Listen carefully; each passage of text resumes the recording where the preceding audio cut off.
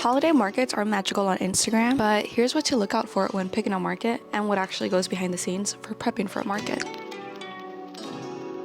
Hey guys, my name is Misha and I'm a full-time ceramicist and studio owner here in San Diego. I help people pursue their creative dreams either through one-time classes, cultivating community, or sharing behind the scenes of what it's like to run a handmade business. Today we're diving into one of my favorites, but also one of the busiest times of the year, and that is holiday season. Now during the holidays is when there's a bunch of markets, so fortunately I have a market coming up on December 13th and 14th. And knowing myself, I love doing things last minute, so for my own mental health and for the sake of my business, I need to start prepping ahead of time. And this time actually sticking to it. I'll show you exactly how I plan and organize everything, from choosing the right market to designing your booth setup to creating a list of all the things you're going to need. I'm going to show you everything. So let's get into it. Step one, let's talk about choosing the right market. This year for the holidays, I'm going to go to a reputable market and I'm going to split it with a friend, which is going to make everything so much easier. And that's because although I don't enjoy doing markets, I do enjoy it a lot more when I have somebody there with me. And having friends just makes it way more doable and fun. This market is right before the holidays, which makes it the perfect timing to be able to make things for the gifting season. What makes this market worth it is one, the size of it, and two, the hosts are putting effort into the marketing. They're being very intentional about promotion, and that actually makes a huge difference. Let's go ahead and talk about 3 red flags when choosing a market. The first red flag to look out for is high vendor fees. It's understandable that some fees might be high, but you really want to consider whether this is a high vendor fee or it being a secluded or a hidden market. Now, what I mean by that is that it's being hosted by a smaller host,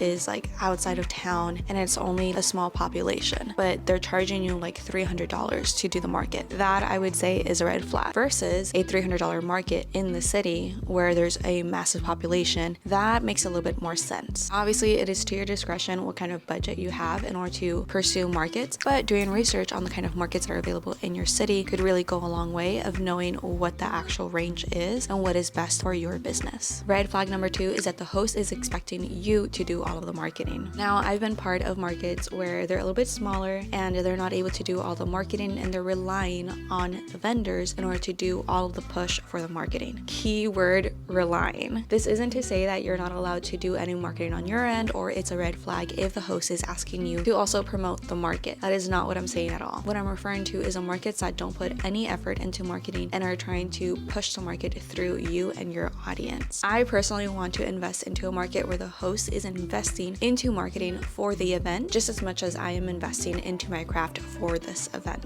Red flag number 3 is that the organizers are not responding in a timely manner. Now, this is depending on the type of host that you do have. Some hosts are going to have multiple big markets very close to each other and there might be a little delay in how fast they would like to respond. That is completely okay. If you're not hearing back from a host and you're not able to finalize your paperwork, if you're not able to get your questions answered quickly, or if you haven't even been able to pay your vendor fee, these are big red flags, especially the longer it takes and the closer we are to the event. And the reason why I'm saying all of this is that yes, there is ability to have grace for hosts and especially smaller hosts that are trying to build up their reputation. That is completely okay, but just be aware that you don't have to be saying yes to every single market available. That's a mistake that I did my first year of selling at markets. I just went for it. I booked so many markets. I would say maybe like 4 markets and within the time frame of a month, and I actually only attended 2 out of those 4 markets. I cut my losses and I was fine with losing my vendor fee. So what I've learned is that it's a lot better to do one well-run market versus 3 or 4 extremely stressful markets. And sometimes it doesn't even have to do with the host itself. It has to do with the capacity that I have. So please do not feel rushed to go ahead and sign up for every single market. You can just start off with 1 or 2 markets and then gain your confidence and experience as you finish those markets up. And I would say like the best part about doing markets isn't even like how much I make in sales. It's more about the people that I encounter at these markets and the connections that are made, because shockingly there are so many connections that you make. And my favorite is when I have my students from the pottery studio come and visit me during the market, and they don't even have to buy anything, but just seeing them take a look at my work as to what I see as craftsmanship, and for them to also see that same value behind it. I sometimes lose the value that's behind it, or I don't appreciate it as much. So then having my beginner students come and take a look at what I do really reminds me of like, this is work that is well done for the purpose of adding value to somebody else's home. It's not about the sales. So now that we know what to look out for in terms of good markets versus bad markets, let's go ahead and talk about setting goals and planning inventory. Now, when it comes to setting goals, this is going to be completely up to you. If this is your first market ever, I would say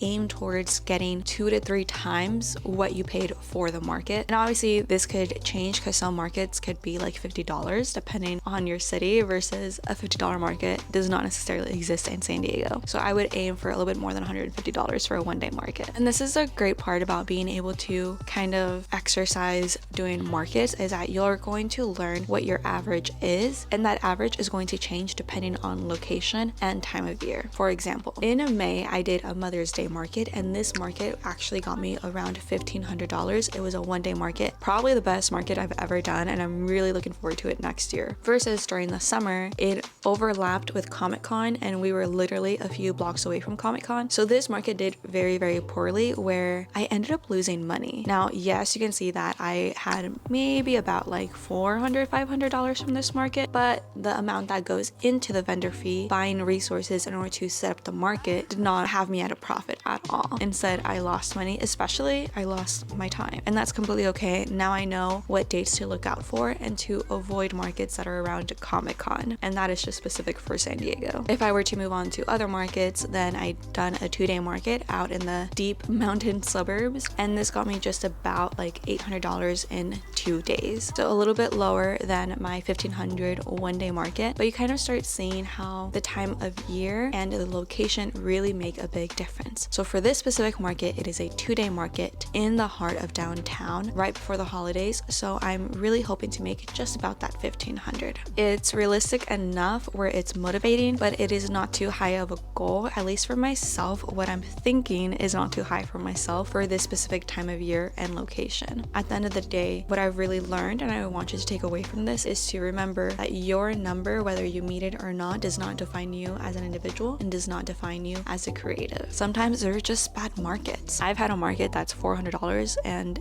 I ended up losing money. That does not define the work that I do or who I am as an individual. And I hope you remember that as you go through this market season. More goals aside from the number of sales we're going to reach. So this year I'm really focusing on giftable items, and I want to make sure that I'm doing a third of my inventory in staple items. So a lot of this is referring to either mugs or travel tumblers, which I know sell very, very well. The rest of my inventory I want to have as giftable items, nice little pieces to have just for quick little gifts. And the reason why you want to have this difference between staple items and more seasonal pieces is because you want to have a good rotation where you're not just stuck on seasonal items and you have things that people are going to be looking for because of the season you're in. And not only that, but as a creative, it makes it a lot more easier and more fun to be able to keep a rotation of what those seasonal items might be. So when it comes to planning inventory, I always like to write out what I'm hoping to make, and this could start off just as a brain dump where you write down every single thing that you want to make. And because I do have a friend that's going to do the market with me, we decided to sit down and see what is overlapping so we don't have too many items that are the same, especially because we are using the same clays and glazes. So what we wanted to do is kind of have like an even fair share of overlapping items versus items that is going to be unique to either one of us. After I did the brain dump, I went ahead and did this little trick, thinking of 3 different personas. So my first persona is going to be the coffee lover, my second persona is going to be the hobbyist or the homebody. I have yet to decide what I'm going to call it, and the third persona is going to be the host. So within the coffee lover, I'm making sure that I'm having mugs, travel tumblers, little coffee magnets, coffee bean magnets, and even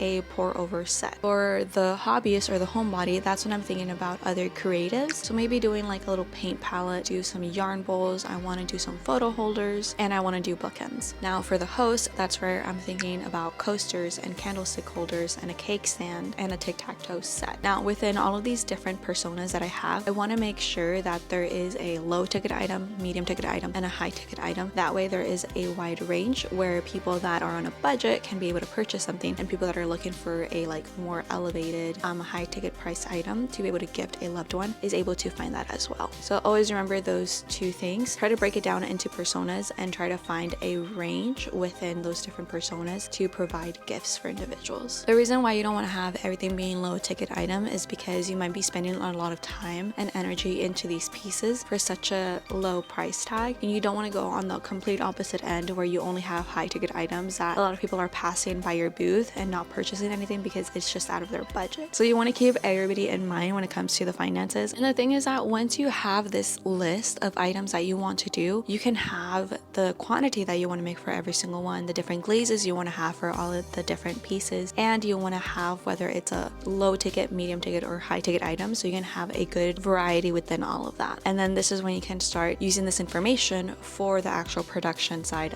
of a market, which we'll talk about in part 2. And I'll bring you along for that journey once I'm ready to go start prepping and batching. All of this prep that I'm doing for the market mimics the same type of prep that I do for my 5-week classes as well, because you want to make sure that you are setting yourself up for success when you have a project that is ongoing. You want to make sure that you have all of your tools, all of your resources, and you have things planned out so you can be meeting those deadlines. To continue the fun part of planning, let's talk about planning out your display. Keep in mind that your booth is first impression people are going to have of you and your brand. This is even before they get to pick up a piece of yours and really admire your craftsmanship. Here's a quick list of all the different things you want to consider when setting up your own booth and your display. Part number 1, the booth setup itself. This might vary a little bit depending on the type of market you're doing. There are some markets where you're just going to have a table. Other markets you'll have a 10 by 10, and the 10 by 10 could be indoors or outdoors. Same thing for the table, it could be indoors or outdoors. And all of this is going to be very specific to what the host is going to allow. But here's just a basic rundown. Always make sure that you check with the rules provided by the actual host to make sure everything is good to go and you're not bringing something that is not allowed. So for the booth setup, if you're doing a 10 by 10 and it is outdoors, you want to be able to bring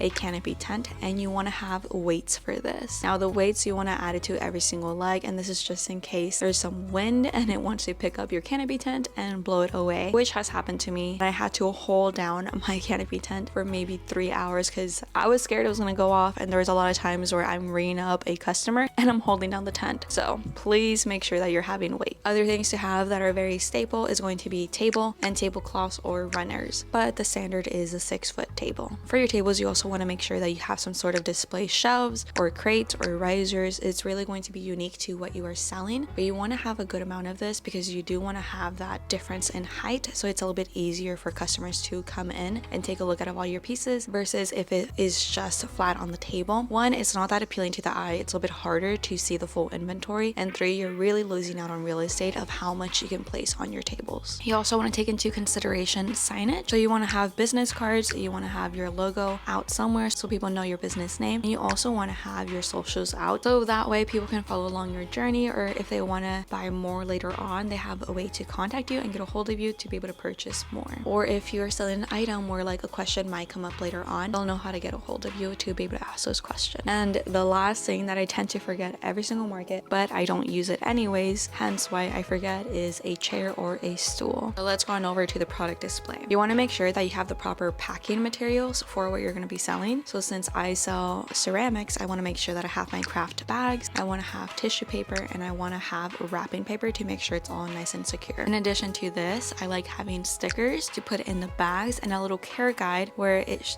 lets people know that my items are dishwasher safe and microwave safe, and on the other side a little thank you note as well. You want to make sure that all of your items are priced appropriately or as a menu board so it's very clear what the item is priced at, and also the likelihood of somebody buying a piece if they know what the price is right away is very high as opposed to kind of hiding the price tag. Now the last thing is going to be decor, which sounds a little bit odd considering that some of the pieces you might be selling is decor, but you want to be able to bring something like plants or something that's going to help individuals get an understanding of what your actual piece is. So like for my spoon rest, people don't really know it's a spoon rest unless I put a spoon on there, then people are like, oh, this is a spoon rest. A little bit silly, but you kind of get the point. You can also incorporate other types of fabrics to be able to kind of enhance your booth or your setup. I'm kind of hoping to encourage my friend to get garland and ribbon just so we can add a little bit of festivity into our booth. Now the last thing you want to consider is payment. So you want to make sure that you have a card reader you can put on my phone, but I also have a terminal where I can go ahead and get things done a little bit quicker. Aside from taking card payments, if you do allow cash, then make sure you do have some change. It's been times where I am trying to accept change, but I don't actually have any change to give back, and I've had to ask somebody that's with me for that change, and then it's like an IOU later on. So avoid that headache. If you are going to be accepting cash, which I do recommend, have like a little pouch so you can keep the cash and you already have change in there. Please know that things might change the moment you walk into the market and you are setting up. So my biggest tip when it comes to the display and the booth setup is to always be flexible. You never know what you're going to encounter. Just like when I didn't know I needed weights for my tent, I thought it was just a good resource. I didn't know it was going to be a necessity that day. Same thing for the hotter market. I wanted to have my panels and my walls up so I could have some shade, but that actually trapping all of the heat in. So I had to fold up one of my walls, and that folding up blew away all of my price tags. So now I know I need to get different price tags. These are things that you won't necessarily know ahead of time, which I guess you're welcome. You're getting a few tips right now based off of my past mistakes or lessons I've learned throughout. But these are just little things to consider that you might not know up until the day of, and it's going to vary again by the market, by the time of year. So let's go on to the next step, which is organizing and ordering supplies. Based on your inventory of the things you'll be selling and by your booth setup, you'll kind of gain a list of things that you're going to need. So other things to kind of consider is like bins for you to transport all of your pieces. As I mentioned, having those craft bags, any tissue paper, any wrapping paper. Again, this is all going to vary. You want to be able to have price tags. I want to be able to speed up the process of checkout. So using a barcode scanner. Based on our setup and some of the things that we're going to be doing differently for this market versus my other markets is that we're going to need to buy some wood panels, and we're also going to buy some backdrop stands. That way we have a good separation between us and our vendor neighbors. So we're not like going into each other's spaces.